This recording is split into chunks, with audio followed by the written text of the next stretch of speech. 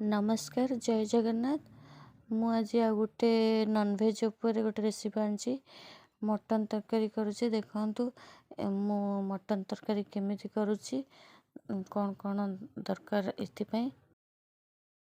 मु पियाज ये देखु चार्टा पियाज को पूरा पतला पतला करी काटी दउची। आ पियाज कटिंगटा पड़ो ए पियाज बटा हेनी केवल पियाज कटा माने कटिंग खाली पड़ो, बिल्कुल बटा हेनी। आती पियाज ने देखो मुझे पियाज नहीं एठी अदा रसुण बाटी देती तादर हलदी लुण लंका गुंड भी पकई देती किसी चीनी टिके पकई टेस्ट पाई। आठी आलू को मु भाजी बोली हलदी पकई रखी बड़ बड़ पीस करके आलू रखी। प्रथम कौन करवा ना मटन को भल भाव धोईदबा। धोई देकी आम जो मसला मु बाटिक रखीचु सबू जाक तादेरे दिहब। आ पछरे किसी लुण हल्दी दिजावन जी दरकार मटन तरकार रे सबू जाक ये ही पड़ो। सब पकई पकई हलदी भी पकईदेवे। आउ तेल 2-3 चमच सोरिष तेल पकईदेवे। पकईदे कौन करे गोले गाली देकी अधा घंटे पर रखीदेवे। पछरे आ जमा लुण हल्दी आ पड़ोनी कि लंका गुंड भी पड़ोनी। आमती प्रोसेस रे करंतु बहुत टेस्ट लगे।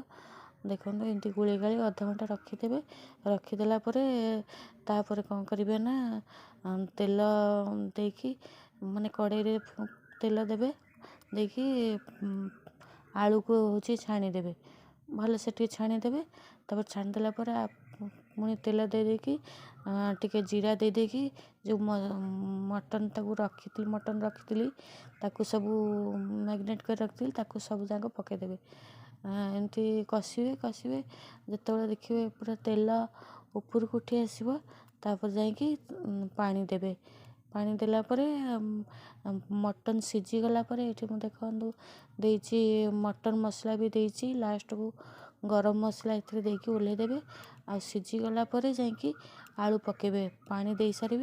आ मटन सीझिला परे जाकि आलू पकेबे ता पूर्व मुटे पकेबेनी ना आलू बोहीजिव। आ मटन टे बहुत लेट लगे सीझापे। थे एमती प्रोसेस रे करंतु केमती लगुच कहे। मटन तो समस्ते बहुत प्रकार करती बनाती। मुझे बनई देखु केमती लगुच लास्ट से वीडियो जानीपर।